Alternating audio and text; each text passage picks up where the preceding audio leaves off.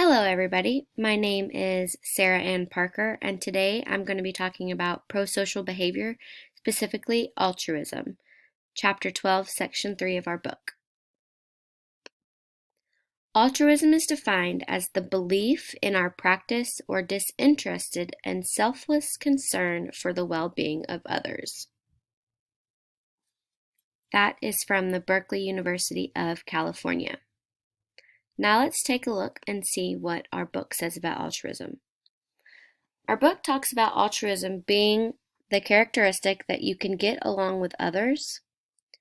To participate in a group, one must cooperate, share, and help others when needed.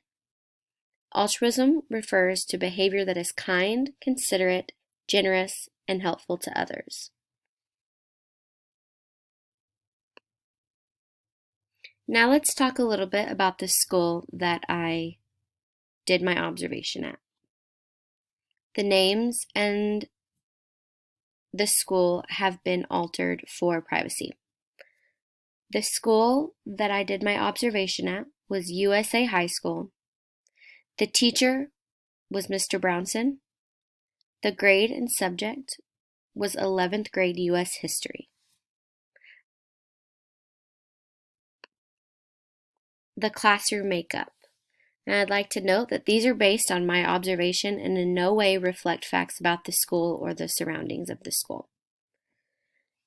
When I observed, I noticed that most of the students were white or of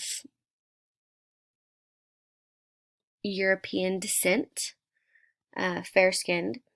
The students were very quiet and reserved, with the exception of a few students. There was a handful of students that did not necessarily fit into that category. They were the ones who raised their hands to answer most of the questions, had lots of opinions, had a good rapport with the teacher, and that kind of thing.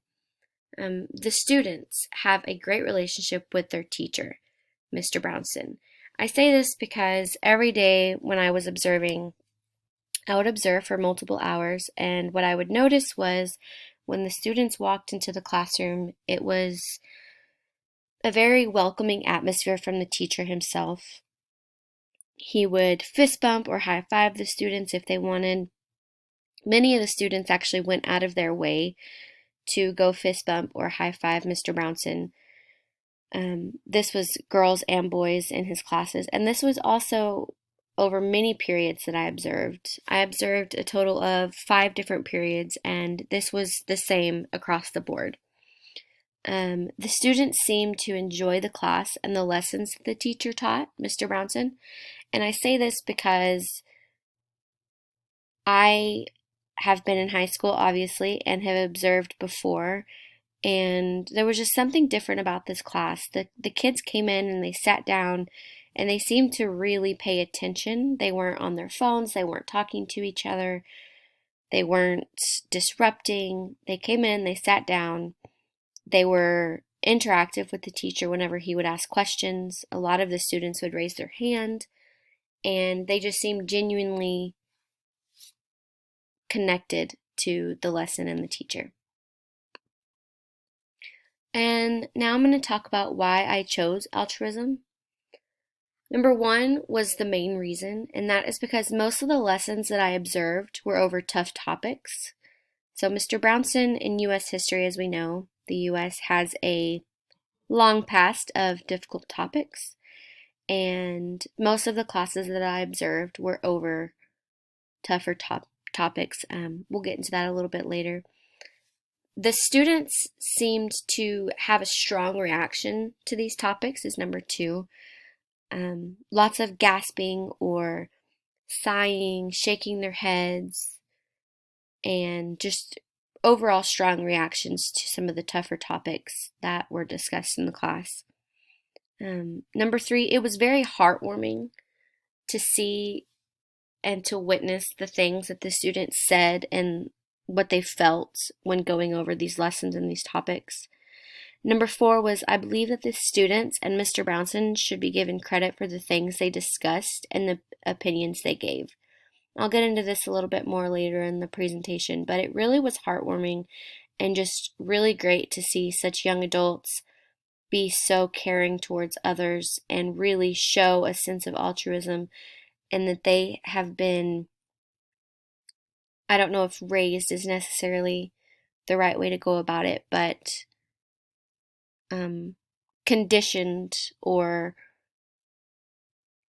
they have learned that altruism is an important part of being a human and interacting in a society. And that was just really cool to see. So first, let's talk about the lessons I saw while observing. Number 1 was World War I. Number 2 was World War II. Number 3, the Holocaust. Number 4, the Civil Rights Movement. Number 5, slavery and racism. While I know that these are not the only tough topics that the U.S. has gone through, or the only tough topics that get taught in this class, but they were some of the main ones that I saw the strongest reactions to, and that had the bigger discussions, and that got taught for the longest period of time. When these topics were taught, there seemed to be two types of reactions to the lessons. First off, about 80% of the students made audible gasps at some of the pictures that were shown, while the other 20% of the students hung their head or looked away from the screen. Especially during the Holocaust or slavery, some of the pictures that were shown were very graphic. Some of the videos that were played were very brutal, and it was honest. The teacher, Mr. Brownson, did not sugarcoat anything for his students. Most of the students were 16 or 17. I know this because I asked before I started observing in the classroom. And so I feel like when he was planning his lessons, he took that into account and did not sugarcoat his lessons. When asked their opinion, most of the students talked about how sorry they felt for the individuals who had to live through these times. And on the other hand, some of the students simply did not answer the question. So Mr. Brownson, would ask questions like, how do you think it felt to live during these times? What do you think life was like during, say, the Holocaust or World War II? And a good portion of the students did raise their hand and talk about how they would try to help their neighbors who didn't have food during the Great Depression, and how they would do things to help their country when they could, or if they could. And a very small portion of the students just didn't answer, and this could be for many reasons. It could be because they were shy, because someone else had already said what they were going to say, multiple things. We've all been there where we just don't answer a question in class, and I got that. I didn't think that those students had any less altruistic character than the others. When asked if they would have joined the war efforts, many of them said that they would, whether that be the women helping in factories or jobs, raising families, working, that kind of thing, if their husbands went off to war. And also during slavery, a bunch of the students said that if they knew now what they know now and they lived back then, but how slavery would have turned out, or if they knew that it was bad back then, that they would have helped the slaves and or have helped in war efforts in any way that they could. And only a small handful of students said no, that they would not, but they were referring to helping with the war efforts. And these students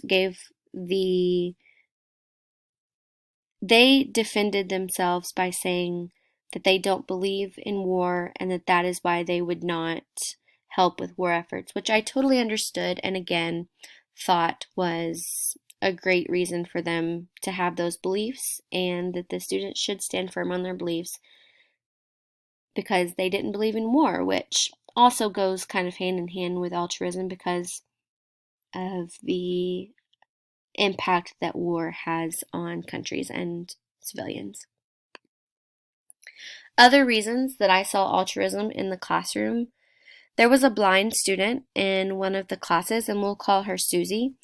Susie would sit at the front of the classroom, and whenever the students would present a slideshow, read off a paper, read from the text, or anything like that, a lot of times it was, well, all the time it was projected on the smartboard, and she can see shadows. And so I noticed that a lot of the kids' presentations in her classroom had a lot of dark colors or a lot of high contrast, so a lot of white and black.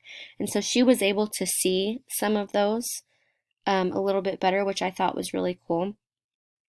And when talking about slavery and racism in America and the past 100, 200 years of America, when talking about slavery, I noticed that a lot of the students, if they had a black student in their class, would look at the student and kind of give a look of sorrowfulness. And one student even went so far as to tell his black classmate that he was sorry that his ancestors did things that made America not so great, 100 years ago, or whatever the time period specifically was that they were talking about.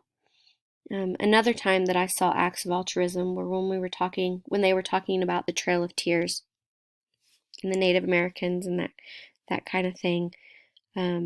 Many students expressed how they just felt really heartbroken for the Native Americans and hoped that even now in 2022 that there were things that they could do to help Native Americans see how regretful they were when it came to things that were done to the tribes.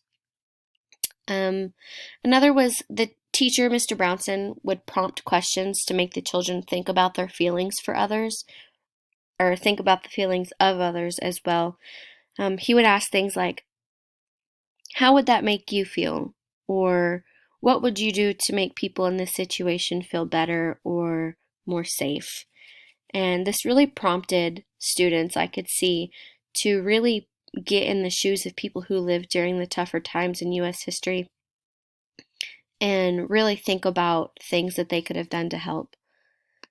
So in conclusion, I saw many of our textbook references in the classroom as well as from the teacher, Mr. Brownson, but none greater than the appearance of altruism. It was very heartwarming to see from young adults, like I stated earlier, and it gives me hope for the future of our country. And here is my citation page. I want to say thank you for watching my presentation, and I hope that you too observed some altruism in your classroom, whether it be elementary or secondary. I think that all kids are more altruistic than some adults, and that is why I picked this topic. Thank you.